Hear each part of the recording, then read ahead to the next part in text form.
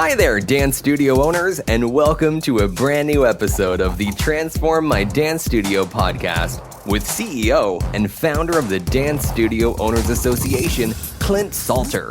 As you may have heard, we have just opened the doors to our Dance Studio Owners Inner Circle, and we are celebrating by bringing you something extra special on this podcast. During this special series of Dance Studio Doctor, join Clint as he workshops innovative ideas and solutions around student attraction and retention, finances, building your dream team, expanding your dance studio empire, reigniting your passion for business, and so much more. You're going to love this fly-on-the-wall insight into our coaching sessions. And if you'd like more information on joining us inside the Dance Studio Owners Inner Circle, make sure to check out dsoa.com/inner circle. Now, let's welcome this week's special guest. Hey Winnie, how are you?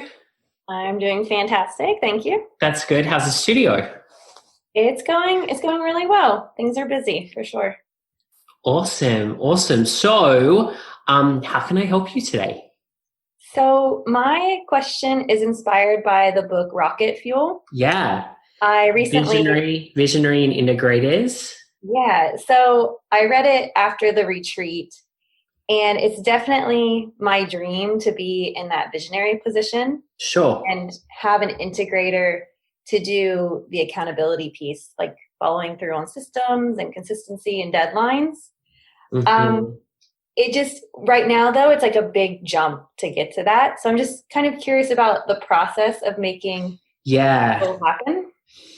Yeah, sure. So tell me, give me the structure of like the admin side of the business now.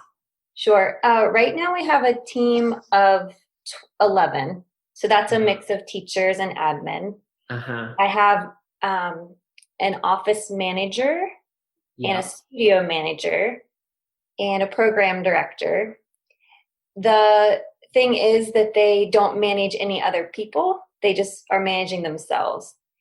And so in our org chart, we don't have a hierarchy yet of that buffer space between me and the team. So I'm that point of contact for everybody.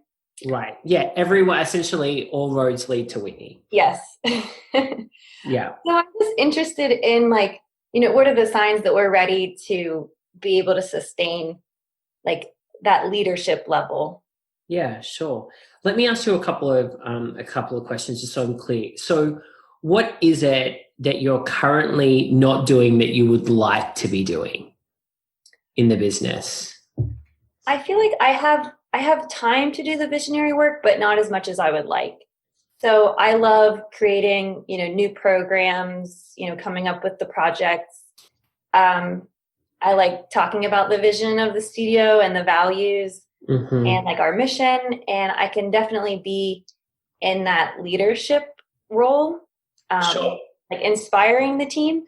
But it's just that difference between leadership and management, where the management role is not necessarily my greater calling. Like I can do it, but I know totally can do it better. Yeah, and that's most, that's all visionaries. And all creative people, especially studio owners. We see this all the time. Yeah. So you've got an office manager, a studio manager, and a program director. Are these three team members, are they full-time? Like just give me a quick rundown of their roles. My program director teaches and does like administrative work for the studio. So she's full-time. My office manager and studio manager are, 20 to 30 hours a week. Okay.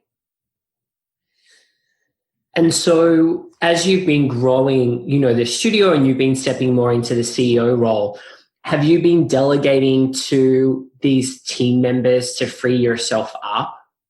Yeah, they have quite a few responsibilities. I think the structure that we have is working for the most part. The piece that's missing is the accountability.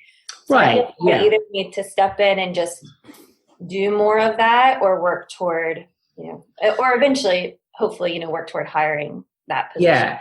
And so do you see any, like either your studio manager or your office manager or even your program director Do you see any of them in the role of integrator?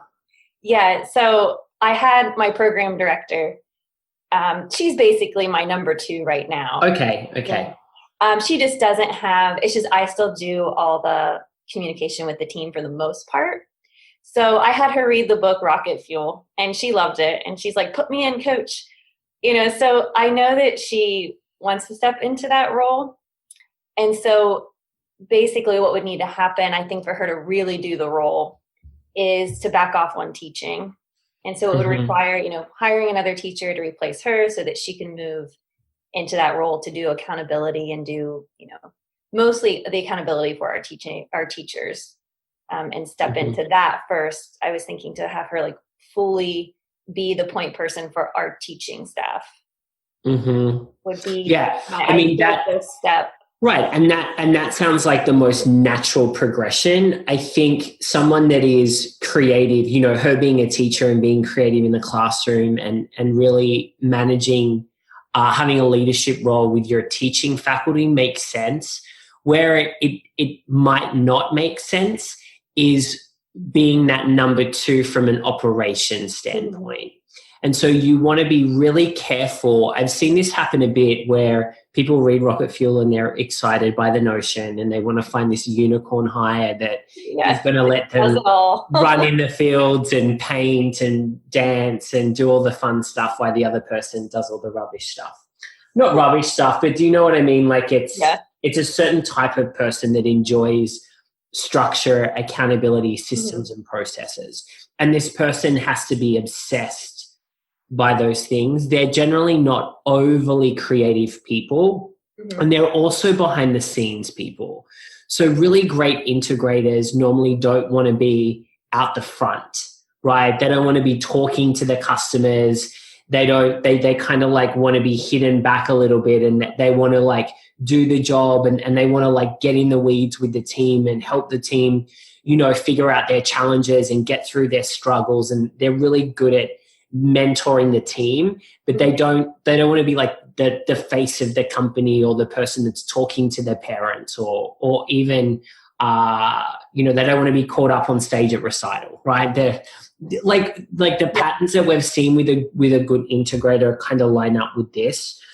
So I don't know if the program director is the right person. Again, when we look at an operations role, and essentially this is an operations, you can call them an operations manager, an operations director, or a COO. Really, each title just gives a bigger pay bracket. An operations manager is normally someone that is managing people, but they're not looking after a leadership team. So when you have a leadership team in place, that's when you normally need an operations director.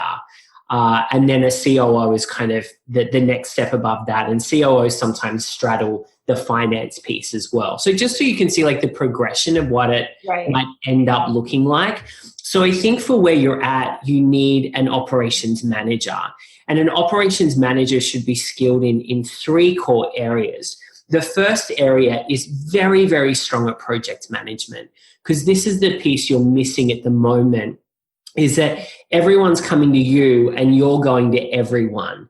And so they're saying oh, we need this. What's happening with that? And you're like, what's going on with that? I sent you that email 2 days ago. Did you follow up with that customer?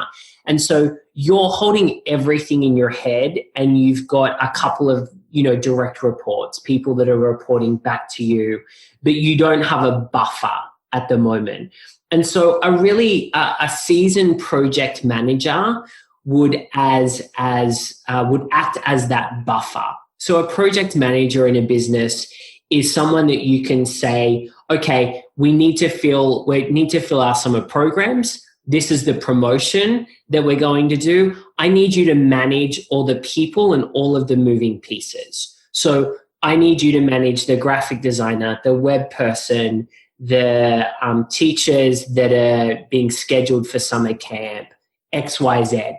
And then they report directly to you. So you get to kind of work directly with this person that's in the project management role. So you can look for someone that's purely project management, But then if you want the overarching piece of leadership and mentorship and kind of communication with your team, then you're looking for an operations manager who can kind of oversee all of it. They're also in charge of like systems, processes, and technology. So in today's age, an operations manager, which is also your integrator, you can call it kind of whatever you want, they need to be coming to you with ways that the business can run more effectively and efficiently. Mm-hmm. So they're kind of like the three core areas. It's the project management, it's the leadership piece, and it's the systems, processes, and technology piece. Now, each business, each studio will, run slightly differently. And so the needs of the role may vary slightly. And it's also dependent on the skill set and the zone of genius of the CEO. So what would you say is what's your special sauce? What's your zone of genius? When it comes to those other parts of when it comes to just you being the CEO of the business, what's your really core strength? I would say mentorship, Mm-hmm. Of the vision and problem solving. Yeah, I mean, we've all got to be good at that. Yeah. But in terms of marketing, finances, curriculum writing, you wouldn't kind of put any of them in the bucket of zone of genius. I would say if I had to pick one, it would be the finance side. Right. And so right. Perfect. And so for instance, with me, I'm a lot stronger at the marketing piece than I am. I mean, I'm much better now at the finance piece, but I would say my zone of genius, if I'm getting really true about it, it's the marketing piece from that perspective and obviously the coaching and content creation, right? So that's my zone of genius. So I'm not going to hire an operations person in the business that is a really strong marketer and is excellent at creating content and coaching.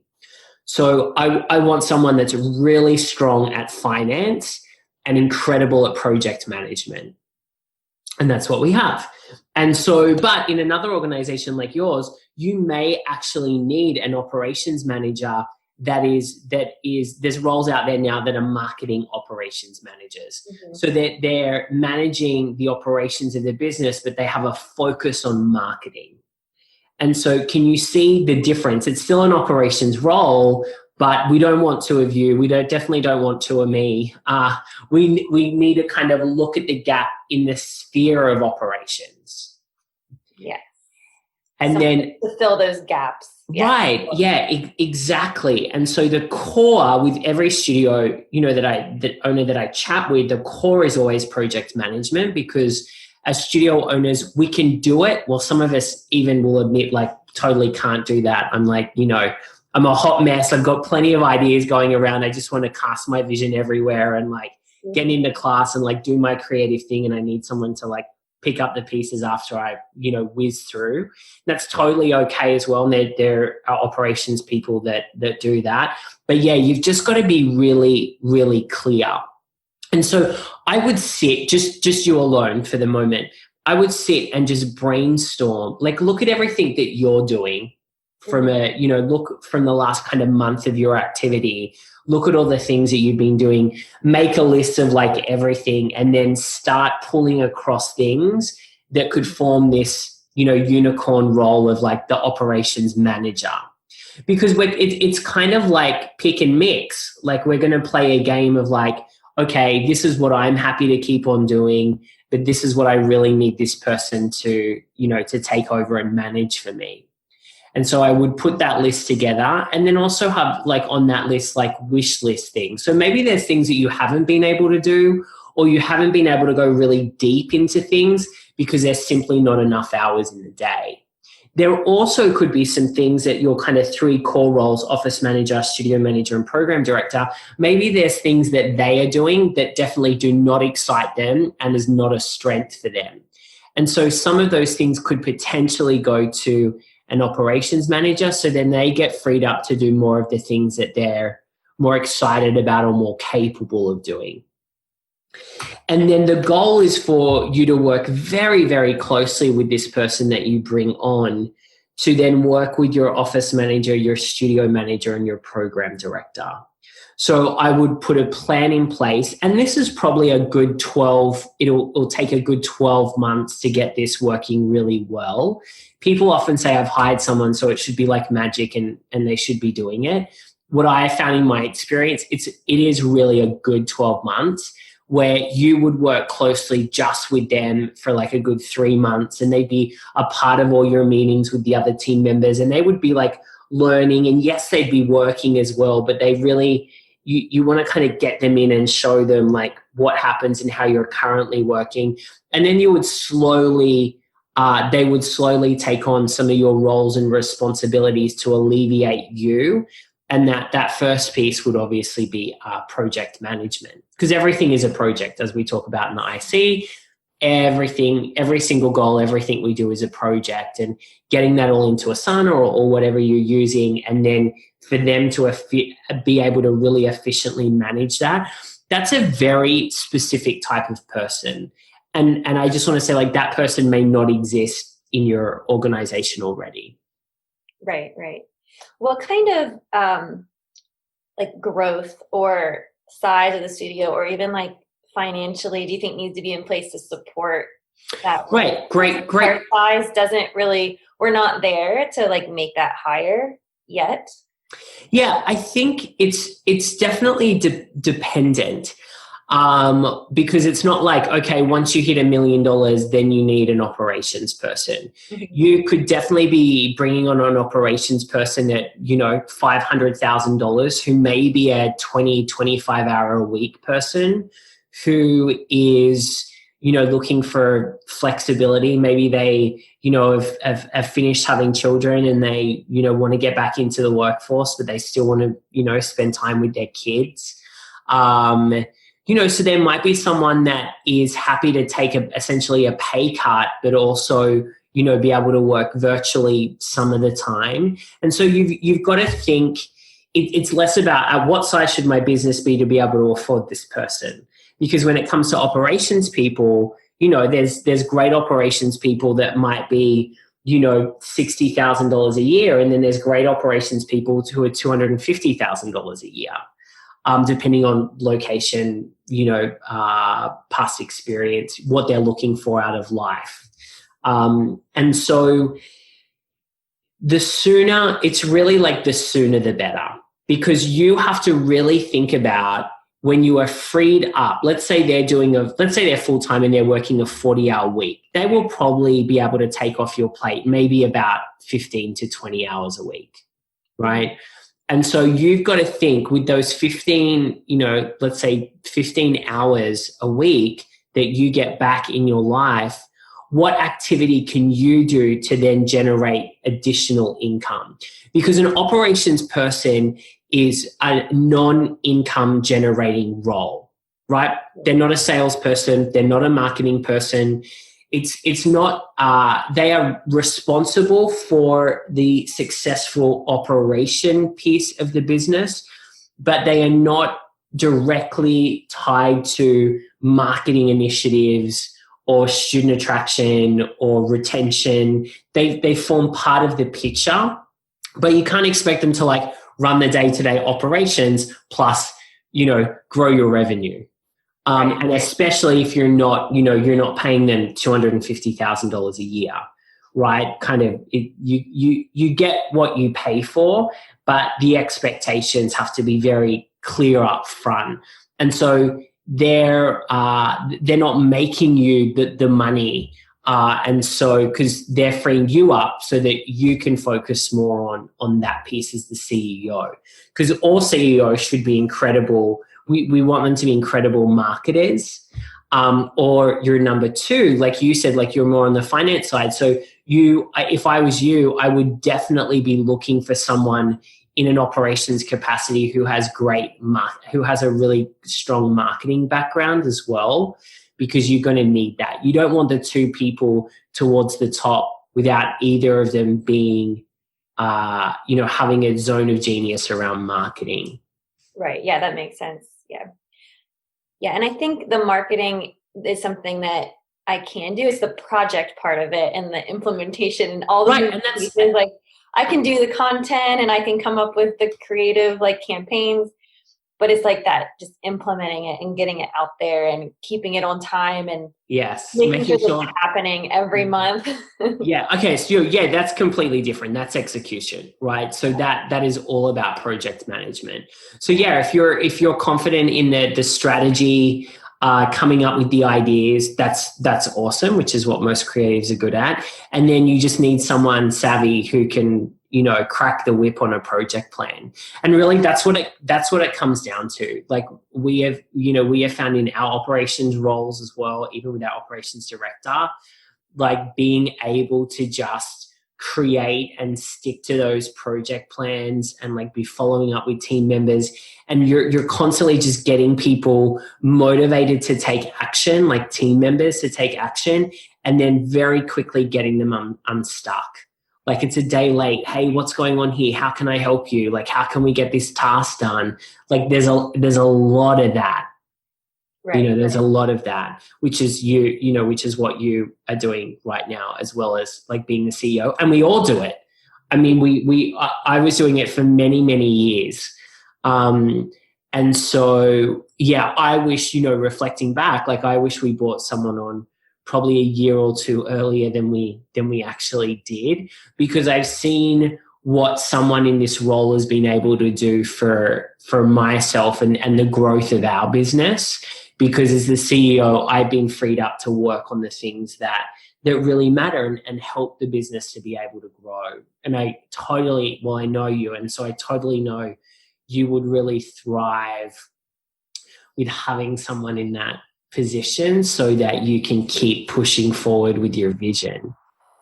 So would you say it is better to go ahead and kind of take that plunge and maybe hire them before I can necessarily afford it, knowing that it's going to free me up to afford them? Yeah, I mean, you've obviously... What came first, chicken or the egg? Like, yeah, growth will happen. Yeah. I need that person. Yeah, I mean, if you... Totally. I think, my view on this always is you need to know your numbers, and you need to look at the growth trajectory that you're on, and that, looking at the last couple of years and what the growth has been on the business.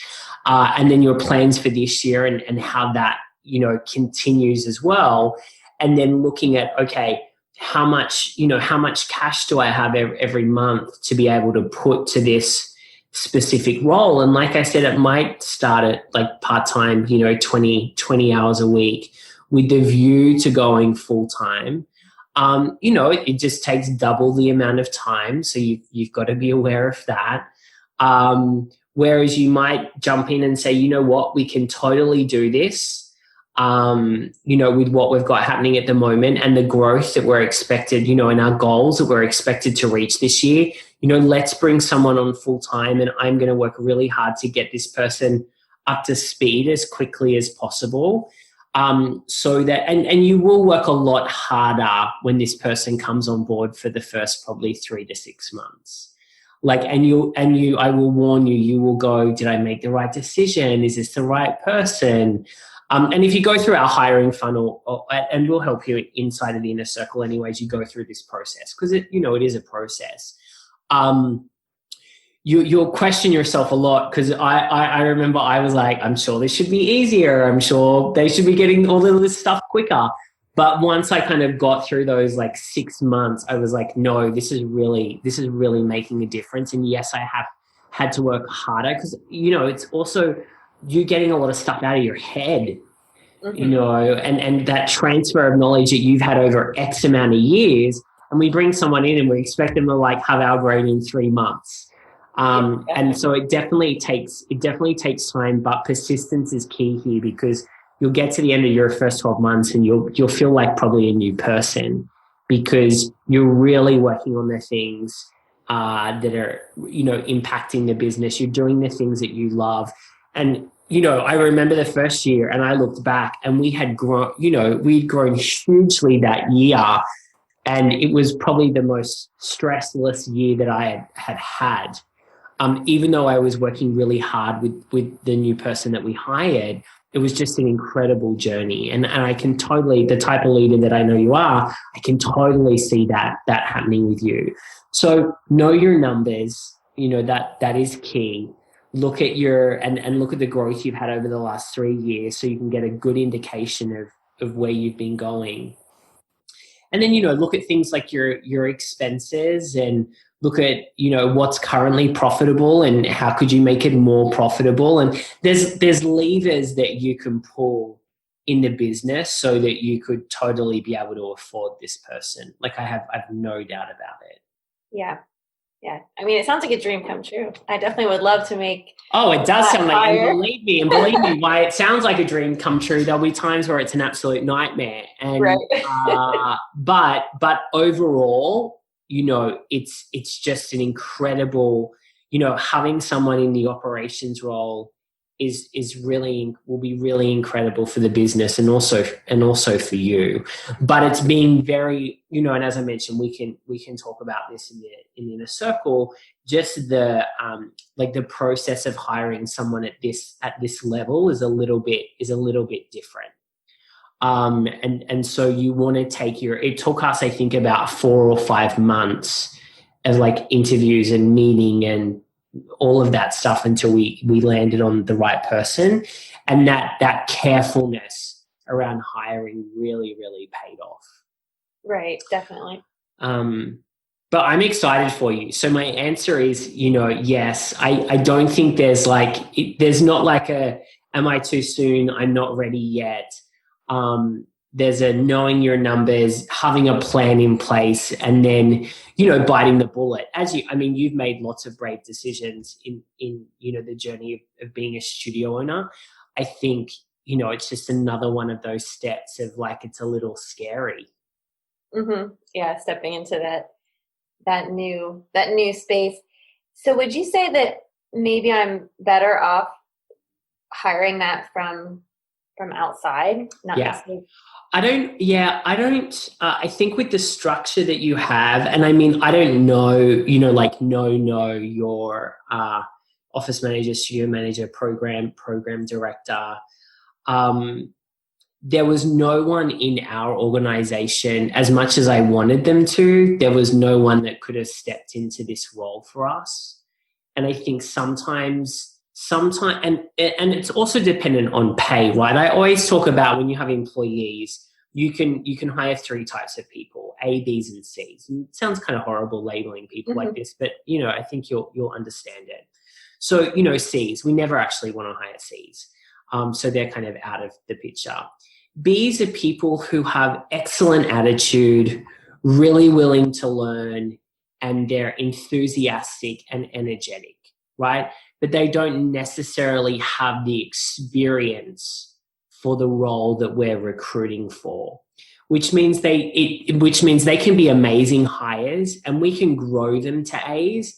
It takes a whole lot of time, energy, and resources. So we can turn a B into an A because their attitude's incredible. They want to learn, they want to get in there, but they make mistakes. They need a lot of hand holding and a lot of your time.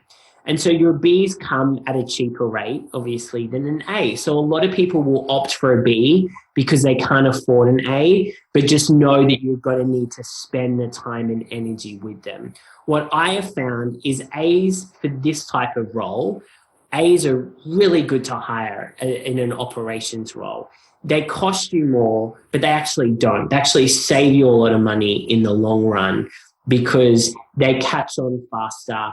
They've had the experience in operations. And you could find an operations manager that has maybe worked in a different, because it's going to be hard to find an operations manager that has run the day-to-day of a dance studio. Well, that's going to be challenging.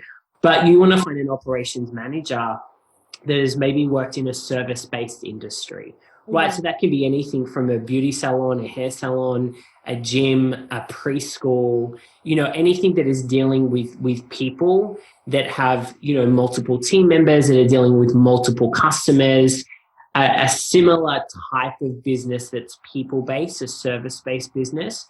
And they could come in with, 10, 20 years of experience and do an incredible job. And the learning curve isn't as steep, right? What does your communication, so those 3 people I communicate with the most right now. So if I bring in an operations manager, what I'm afraid I'll do is go around that operations manager with the team. So what does the communication look like then? Okay, so we've got 2 minutes, so I'll be quick on this. It's purely up to you. The way I like to work, and I'll just tell you this format does not work for a lot of people, but it has worked really well for us, is I communicate directly with our operations director and she works with the team. So none of the team will come to me about anything. They will go to her. And then she comes to me. So we meet 3 times a week for about an hour. So we'll do anywhere from 3 to 5 hours a week together. Mm-hmm. And she is coming to me, asking me the questions. And I just found this way worked really well because it made her learning, the learning experience fast-tracked. Because I was like, okay, you're not going to know everything in my brain. So why don't you come to me and extract it out of me so that you can continue learning. So we have a team meeting together with our entire team every Monday. And then our operations director runs one-on-one calls with our core staff. And then our kind of next layer of team, we kind of meet as, she'll meet with them as needed. Okay. That makes sense. So that's how we run it. Some people like to still have direct report, like some parts of their role come straight to you. I don't think that's needed for a small business when you've got, less than kind of like 30-ish in the big scheme of not like 30 full-time employees. That's a completely different structure that most dance studios don't have, so we don't need to talk about that. But for this kind of size of business, a lot of it can go through one kind of core full-time person. Yeah, that makes sense. Wow, awesome. We covered a lot of stuff. I'm really excited for you, and I just want you to please keep me updated in the group. Yeah, thank you so much. We hope you loved this sneak peek into our Inner Circle live coaching calls as much as we did. And the great news for you is that the doors are now open to join the Dance Studio Owners Inner Circle. The bad news? They are only open for a very limited time.